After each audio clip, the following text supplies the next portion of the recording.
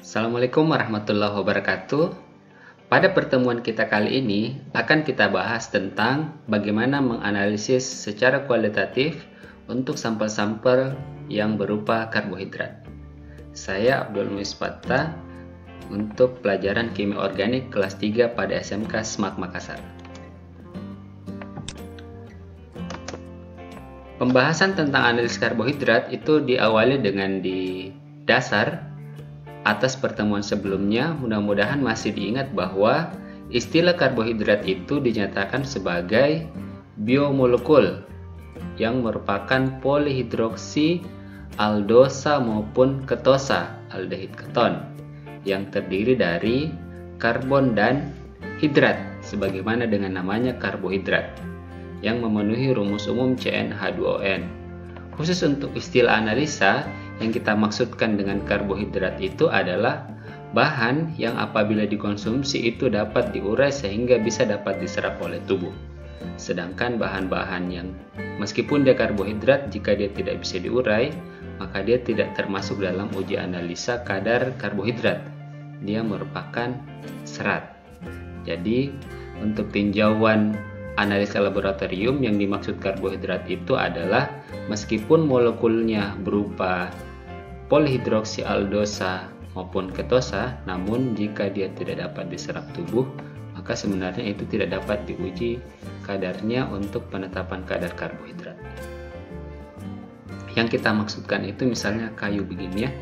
Jadi ini penetapan kadarnya hanya penetapan kadar serat kasar, namun bukan kadar karbohidrat yang terukur. Baik, kemudian kita telah pelajari juga bahwa karbohidrat itu dapat dijumpai dengan berbagai macam bentuk maupun molekul. Yang paling sering kita jumpai kan nasi gitu ya, kemudian kayu sekalipun itu adalah karbohidrat.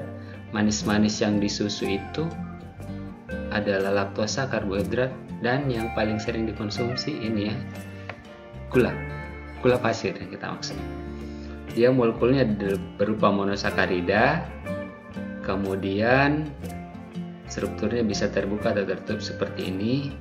Ada yang bentuknya disakarida, misalnya laktosa dengan fruktosa, atau dapat membentuk lebih kompleks sehingga menjadi lebih besar seperti kayu dan nasi ini membentuk struktur polisakarida. Mudah-mudahan bisa dipahami. Sehingga untuk penetapan uji analisa karbohidrat, maka yang kita maksudkan di sini adalah bagaimana melakukan pengujian terhadap sampel-sampel tersebut jika awalnya tidak diketahui bagaimana membuktikannya itu karbohidrat atau bukan.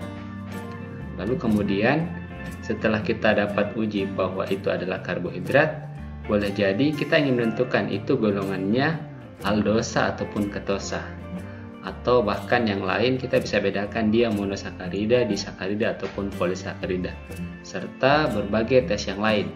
Misalnya dapat kita tentukan bahwa dia C-nya 5 sebagai pentosa atau heksosa, bahkan tetrosa atau triosa. Nah, ya. Kita mulai dari yang pertama, uji molis. Uji ini adalah uji yang paling umum digunakan untuk dapat mengetahui suatu bahan itu merupakan karbohidrat. Jadi dia sebagai uji umum atas semua golongan karbohidrat. Jadi meskipun dapat berupa monosakarida, disakarida, ataupun polisakarida, dapat kita temukan hasilnya akan positif dalam uji molis. Di slide pembahasan ini kita tidak lemparkan disertakan prinsip kerjanya karena sudah terangkum dalam reaksi ya. Jadi tinjauan ini kita bisa lihat dari reaksinya. Uji molis ini itu oleh asam sulfat akan mendehidrasi monosakarida, disakarida dan polisakarida membentuk furfural ya, hidroksimetil furfural. Apabila bentuknya polisakarida, oleh H2SO4 ini akan menghidrolisisnya menjadi disakarida atau menjadi monosakarida. Jika sudah dalam bentuk monosakarida, maka monosakarida inilah, misalnya saja glukosa, akan terdehidrasi oleh H2SO4 membentuk metil furfural. Tapi jika bentuknya berupa di ataupun polisakarida, terurai dulu oleh H2SO4 juga menjadi monosakarida, misalnya glukosa. Lalu kemudian oleh H2SO4 kembali mengalami dehidrasi lebih lanjut membentuk metil furfural. Jika ada karbohidrat di dalamnya, akan terbentuk hidroksimetil furfural yang apabila ditambahkan dengan bereaksi Molis, di mana di dalamnya ada alfa naftol, itu akan membentuk kompleks berwarna cincin ungu. Jadi tahapannya sederhana, intinya mencampurkan antara sampel dengan Molis.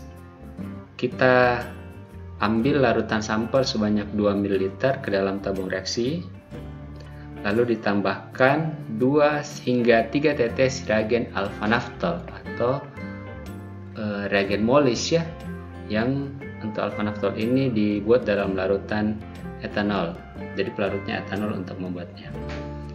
Lalu kemudian ini diingat jangan dihomogenkan karena ikan akan membaca hasilnya berupa cincin di tengah. Kemudian setelah mencampur alfa naftol dengan sampel secara perlahan-lahan juga tanpa dihomogenkan atau diaduk, kita lewatkan 2 ml melalui dinding tabung H2SO4 pekat. Jadi tadi jika ada glukosanya akan dicampur dengan alfa naftol. Ini belum terjadi reaksi ya. Lalu kemudian jika H2SO4-nya sudah ditambahkan, akan bereaksi membentuk cincin warna ungu.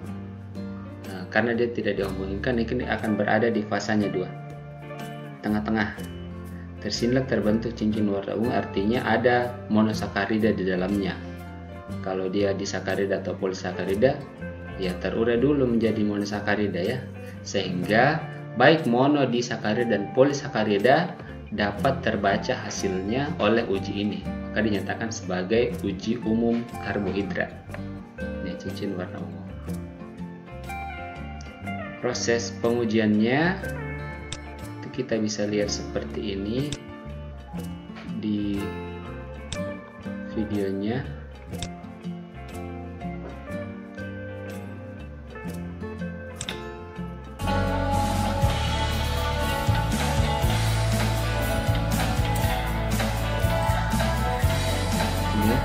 Jadi sampelnya ini misalnya larutan glukosa atau sampel yang belum kita ketahui karbohidrat atau bukan, tapi pep. Lalu kita deteksi dengan reagen Molis atau alfa naftolnya. 2-3 tetes cukup.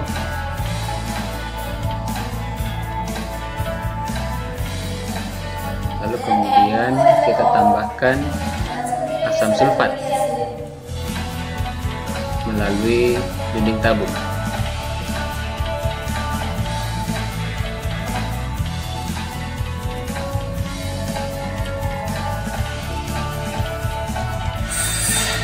Pelan lewat dinding tabung, maka akan terbentuk 2 fasa. Jadi yang di atas itu sampel ya, H2SO4-nya akan turun ke bawah. Dan di pertemuan antara H2SO4 yang di bawah itu dengan bagian atasnya berupa sampel, jika di situ ada karbohidrat, di pertemuannya di tengah-tengah akan terbentuk cincin berwarna ungu, kompleks antara metil furfural yang terbentuk dengan alfa naftol. Ya, itu untuk uji yang pertama, uji Molis, jadi uji umum. Kemudian uji yang kedua, sifat dari karbohidrat itu dapat mengalami reduksi oleh logam. Jadi untuk uji yang kedua ini adalah uji gula pereduksi, di mana yang direduksi ini adalah CU. Metode yang pereduksi CU ini ada yang pakai istilah Fehling, Benedict atau Barefoot, kurang lebih bermakna sama saja, di mana bahan baku utamanya itu adalah CU2+, nanti akan direduksi oleh gula pereduksi menjadi CU1, menjadi kupro. Jadi tujuan uji ini, uji Vehling, uji Benedict atau uji Barfoot, yaitu untuk mengidentifikasi apakah di dalam sampel tersebut jika berupa karbohidrat mengandung gula produksi. Ya, jadi uji gula produksi. Apa itu sendiri gula produksi? Yaitu gula atau karbohidrat yang masih memiliki gugus keton atau aldehid bebas, yang mana itu ya semua monosakarida ya, dan juga disakarida kecuali sukrosa. Jadi semua monosakarida kan strukturnya kurang lebih begini semua ya. Aldehidnya itu masih berupa aldehid bebas ya, kan belum berikatan dengan yang lain. Ya paling kalau jadi siklik ya ini anggap saja belum berikatan. Kalau siklik kan modelnya paling masih seperti ini ya. Di C1 aldehidnya masih bebas lah, kurang lebih sama kan, ini bedanya cuma terbuka dengan tertutup. Ini masih ada aldehid bebasnya, maka dia termasuk gula produksi. Kemudian begitu juga dengan disakarida. Disakarida juga masih memiliki aldehid bebas. Ini misalnya maltosa. Maltosa itu kan ikatannya 1,4. Aldehidnya di C1 ini berikatan dengan OH di C4. Aldehid sini sudah tidak bebas lagi ya, karena sudah berikatan dengan OH di C4. Namun yang di sebelah sini masih berupa gugus aldehid bebas, sehingga dia masih dapat mereduksi. Beda halnya dengan sukrosa, sehingga dikecualikan ya, meskipun dia berupa disakarida, sukrosa itu bukan merupakan gula produksi. Kenapa? Karena gugus aldehid di C1 dari glukosa yang berikatan dengan gugus keton di C2 itu sudah saling berikatan, karena di sini bukan keton atau aldehid ya, di sini juga bukan. Jadi tidak punya keton ataupun aldehid bebas. Kalau di sini maltosa masih ada aldehid bebasnya, meskipun aldehid yang di sini sudah berikatan. Namun di sini aldehid dengan keton berikatan, dipakai berikatannya, sehingga tidak ada aldehid maupun keton yang bebas. Akibatnya sukrosa itu bukan gula produksi. Yang mana gula produksi? Jadi glukosa, monosakarida dan semua disakarida kecuali sukrosa bisa mereduksi CU. Jadi yang berwarna biru ini kan biasanya CU ya, larutan CU2+, apabila direduksi akan menjadi CU1. Ini CU2 menjadi CU1. Yang mereduksinya siapa? Monosakarida ya, atau disakarida. Jadinya hasilnya seperti ini, hijau sampai merah bata. Jadi kalau hijau itu berarti gula produksinya masih sedikit. Kalau lebih banyak, lebih ke kuning atau orange, atau yang paling tinggi kadar artinya gula produksinya sangat banyak, berarti dia akan merah bata. Proses pengerjaannya kurang lebih seperti itu, yaitu mencampurkan antara sampel yang apabila ada gula produksi di dalamnya akan bereaksi dengan CU yang ada di dalam reagen Vehling, Benedict atau Barfoot tergantung metode apa yang dipakai, akan mereduksi CU2+ menjadi CU1 sehingga terbentuk endapan sesuai dengan warna yang terbentuk berdasarkan jumlahnya. Jadi sampelnya, pengerjaannya ini tabung reaksi kita isi dengan 5 ml reagen, lalu kita tetesi sampel, lalu dipanaskan. Jadi pemanasan ini perlu agar reaksi reduksinya dapat berjalan dengan baik. Kita amati perubahan warnanya dari yang biru ini apakah berubah atau tidak. Jika tetap biru berarti kan tidak ada yang mereduksi CU ya. Nanti akan berubah dari hijau sampai merah bata. Bagaimana proses pengerjaannya? Kurang lebih seperti ini.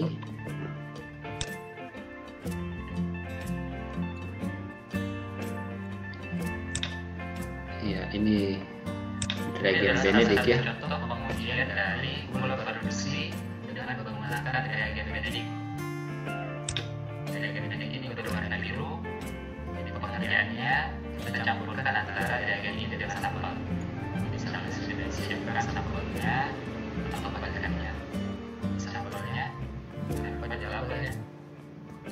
Setelah dicampurkan antara sampel dengan reagen magic, kemudian kita didihkan di water bath.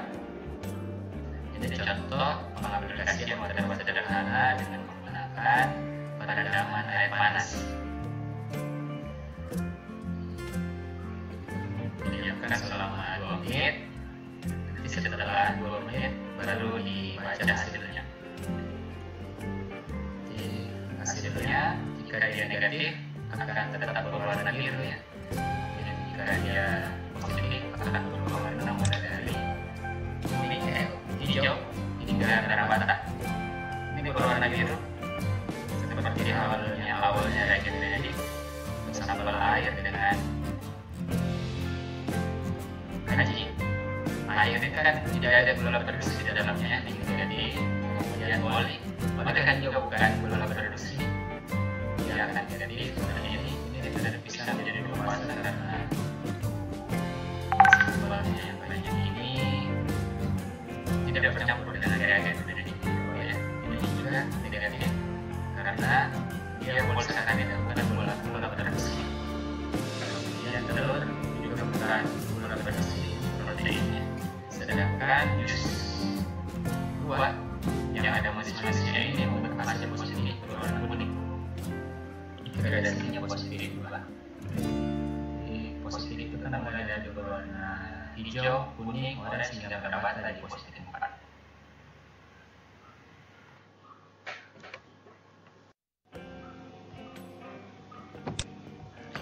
Uji yang berikutnya adalah uji gula produksi juga, namun yang direduksi adalah logam Ag, silver. Uji ini disebut sebagai uji tolerance. Tujuannya juga sama, mengidentifikasi gula produksi. Apa itu gula produksi? Tadi sudah kita bahas, adalah semua monosakarida dan disakarida kecuali sukrosa yang memiliki, karena mereka memiliki gugus aldehid maupun keton yang masih bebas. Namun selain itu, dengan pereaksi tolerance ini atau uji gula produksi Ag, tolerance, kita dapat membedakan antara aldosa dengan ketosa. Kenapa? Karena aldosa dapat memberi hasil positif cermin perak terhadap uji ini, sedangkan ketosa tidak. Ya, hasilnya akan membentuk cermin perak.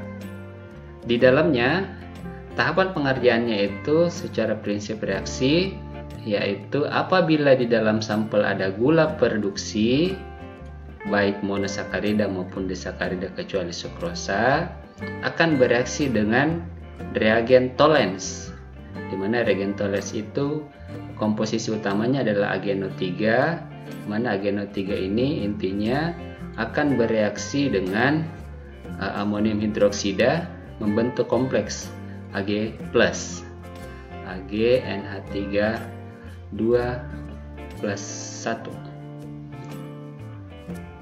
Kompleks Ag+ inilah yang apabila dalam sampel ada gugus aldehidnya, dalam hal ini adalah monosakarida ataupun disakarida, akan membentuk kompleks cermin perak oleh karena terjadi reaksi reduksi dari Ag+ oleh gula produksi menjadi Ag0. Ag0 inilah yang stabil dalam bentuk logam cermin perak. Nih, pengerjaannya, tabung reaksi berisi reagen AgNO3 ditambahkan NH4OH akan terbentuk Ag2O yang kemudian hilang kembali. Kenapa? Karena terbentuk kompleks AgNH3+ yang larut. Setelah itu dicampurkan dengan sampel, dengan tetesan sampel dididihkan agar proses reduksi berlangsung, lalu kemudian diamkan, akan terbentuk endapan cermin perak menunjukkan adanya gugus aldehid. Proses pengerjaannya dapat dilihat pada video berikut ini. Ini ya, sampel diisi AgNO3, lalu kemudian AgNO3 itu ditambahkan dengan amonium hidroksida. Tetes demi tetes ini ditetesi akan terbentuk Ag2O. Ag2O ini kemudian lama-lama berubah kembali menjadi larut. Nah, larut inilah terbentuk kompleks AgNH3+ atau Ag+1 yang disebut dengan reagen Tollens. Nah, itulah kompleks AgNH3+1, H3 2 kali plus 1. Kompleks ini apabila bereaksi dengan sampel yang mengandung gugus aldehid, misalnya glukosa dalam monosakarida, akan membentuk cermin perak setelah dilakukan pemanasan. Ini proses pengerendamannya selama 2 menit. Ini lama-kelamaan akan terbentuk cermin perak yang menempel di dinding tabung reaksi. Nih, berarti ada aldosanya. Jadi uji gula produksi ini bisa membedakan aldosa dan ketosa. Lalu kemudian ada uji yang keempat. Uji yang keempat ini disebut uji Seliwanov. Ini kita bisa bedakan mana monosakarida ketosa dan monosakarida aldosa juga. Bedanya adalah untuk uji ini pada prinsipnya untuk aldosa itu akan mengalami reaksi yang lebih lambat. Sedangkan ketosa oleh reagen Seliwanov akan mengalami dehidrasi juga membentuk furfural yang lebih cepat dibandingkan aldosa yang segi 6. Apabila sudah terbentuk furfural ini akan bereaksi lebih lanjut dengan reagen Seliwanov yang isinya itu adalah resorcinol ini membentuk kompleks berwarna merah ceri.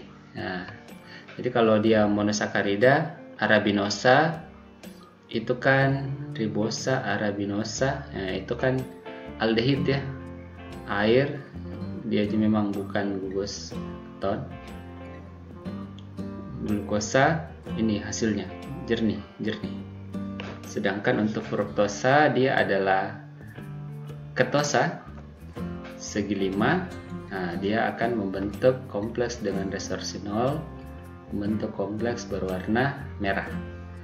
Prinsipnya untuk pengerjaannya sampelnya itu diisi dalam tabung reaksi, lalu kemudian ya untuk pembanding kita gunakan H2O ya, ini misalnya ini sebagai pembanding ya, ataupun ada sampel lain yang diuji.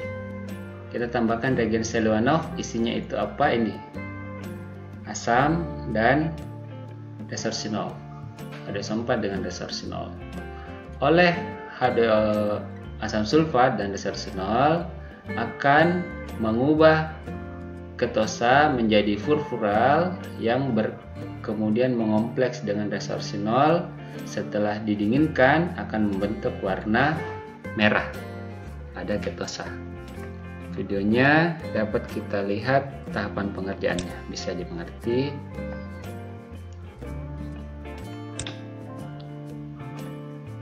Ini ya, jadi sampelnya kita isi tabungnya dengan reagen Seliwanov dulu yang diisi ke dalam tabung reaksi. Isinya ini adalah asam sulfat dengan resorcinol, lalu kita campurkan dengan sampel, kita homogenkan, selanjutnya dipanaskan. Kita masukkan di water bath, atau dicontohkan langsung pemanas Bunsen ya. Setelah reaksinya terjadi dengan bantuan pemanasan, ini kemudian didinginkan.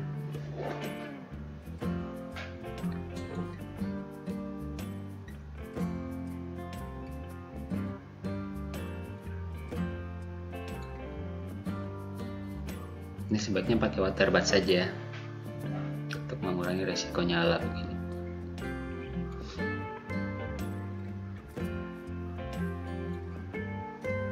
Setelah didiamkan, ini akan mulai terbentuk warna merah. Itulah hasilnya, menunjukkan adanya ketosa. Nah, yang terakhir yang akan kita bahas adalah uji iod. Uji ini adalah uji polisakarida. Apa itu polisakarida? Ya, molekul gabungan monosakarida yang terbentuk dari banyak monosakarida, sebutnya polisakarida. Uji iod ini lebih khusus untuk uji amilom yang ikatannya alfa D ya. Jika di dalam sampel itu ada polisakarida amilom, maka akan bereaksi dengan iod.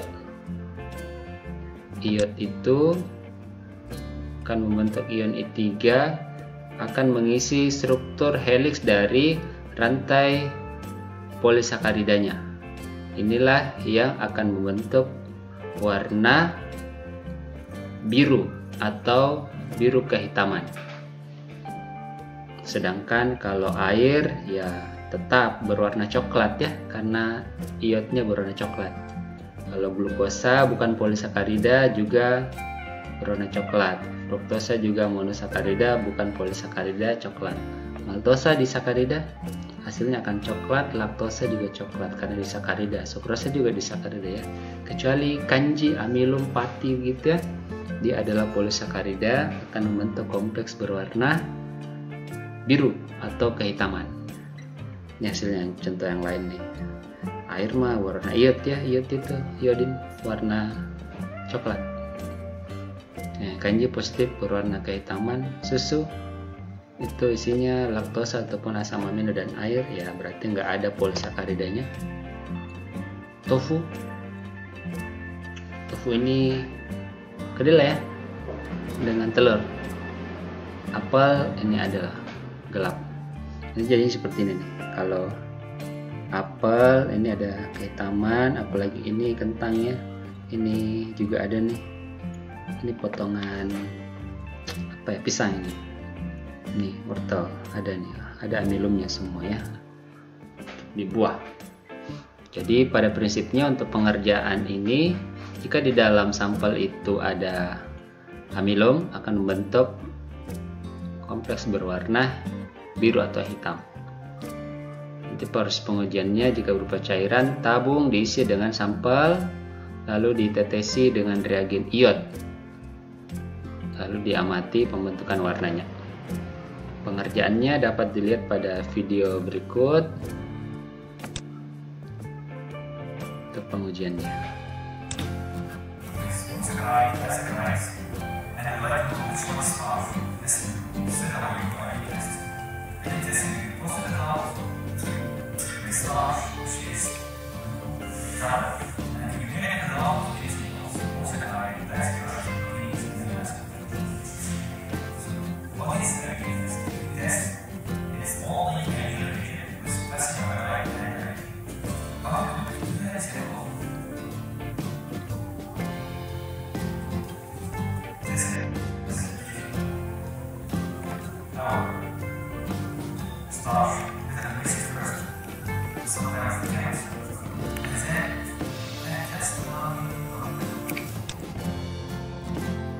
Nah, itu keriamilum dengan iod akan langsung membentuk kompleks berwarna biru atau kehitaman. Demikian untuk pertemuan pembahasan kali ini. Untuk uji kualitatif karbohidrat, mudah-mudahan bisa dipahami. Terima kasih. Assalamualaikum warahmatullahi wabarakatuh.